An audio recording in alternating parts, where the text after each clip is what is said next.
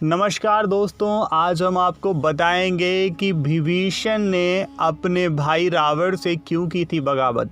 जी हाँ दोस्तों, इसके पीछे 8 रहस्यों के बारे में हम आपको बताएंगे कि क्या ऐसे 8 रहस्य थे जिसकी वजह से विभीषण ने अपने ही भाई रावण से बगावत कर ली थी।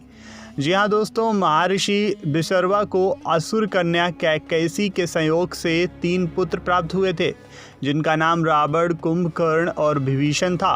विभीषण विसर्वा के सबसे छोटे पुत्र थे। विभीषण बचपन से ही धर्मपरायण और भगवान का भक्त था। विभीषण की पत्नी का नाम शर्मा और उनकी बेटी का नाम त्रिजटा था। तो हम आपको पहला रहस्य बताएंगे जिसकी वजह से विभीषण ने रावण से बगावत की थी। जी हाँ दोस्तों, ब्रह्मा से इनको वरदान प्राप्त था। एक बार की बात है, तीनों भाइयों ने बहुत दिनों तक कठोर तपस्या करके ब्रह्मा जी को प्रसन्न कर लिया। ब्रह्मा ने प्रकट होकर तीनों से वर मांगने के लिए कहा, तो रावण ने अपने महत्वाकांक्षी स्वभाव के अनुसार ब्रह्मा जी से त्रिलोक विजयी होने का वरदान मांगा। कुंभकर्ण ने इंद्रासन की जगह गलती से निद्रासन मांग लिया, इसलिए वह वर्ष में 1 दिन के लिए ही जागता था। अंत में विभीषण ने उनसे भगवत भक्ति की याचना की। तपस्या से लौटने के बाद रावण ने अपने सौतेले भाई कुबेर से सोने की लंका पुरी को छीनकर उसे अपनी राजधानी बनाया और ब्रह्मा के वरदान के प्रभाव से त्रिलोक विजयी बना। विभीषण भी रावण के साथ लंका में रहने लगा। दूसरी वजह ये थी कि रावण ने जब सीता जी का हरण किया था, जब विभीषण पराई स्त्री के हरण को महापाप बताते हुए सीता जी को श्री राम को लौटा देने की सलाह देकर हमेशा धर्म की शिक्षा देता था, लेकिन रावण उसकी एक नहीं सुनता था। अंत में रावण ने उसे लंका से निकाल दिया।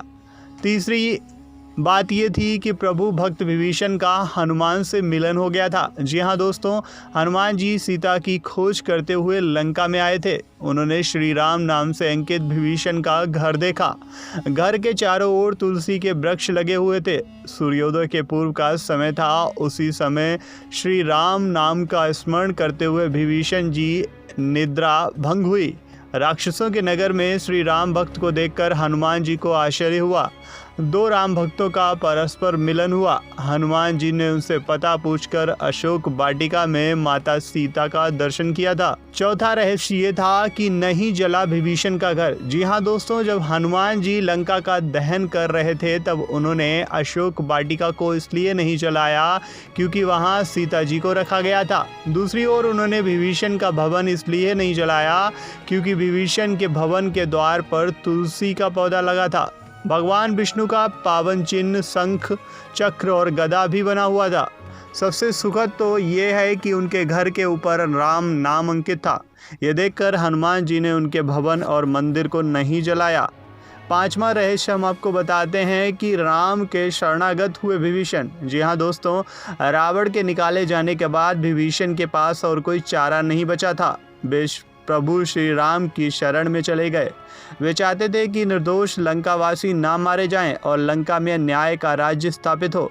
जी हाँ दोस्तों, विभीषण के शरण याचन करने पर सुग्रीव ने श्री राम से उसे शत्रु का भाई व दुष्ट बताकर उसके प्रति आशंका प्रकट की और उसे पकड़कर दंड देने का सुझाव दिया।